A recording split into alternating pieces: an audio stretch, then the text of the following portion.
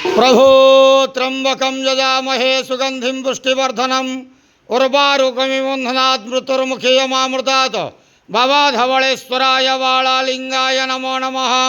दीपं यदि परं ब्रह्मा दीपं यदि जनार्दनः दीपहरतु मे पापो पूजा दीप नमस्तुते। भवधवळेश्वराय वाळालिंगाय नमो नमः। संसार सुखी रखंतु। आज शुभ गुरुवार रे समस्त श्रद्धालु भक्त मानक आशीर्वाद करंतु, मनस्कामना पूर्ण करंतु, कर्मक्षेत्र उन्नति करंतु, ग्रहरिष्ट खंडन करंतु, जगतर मंगल करंतु, विश्वर कल्याण करंतु, आपणकर नाम विख्यात करंतु, सेवकर डाक श्रवण करंतु, समस्त गुआवसा भक्त मानकर मनस्कामना पूर्ण करंतु। जो जो भक्त माने आपणक पाखरे मानसिक रखिछन्ते तांका मानसिक पूर्ण करंतु।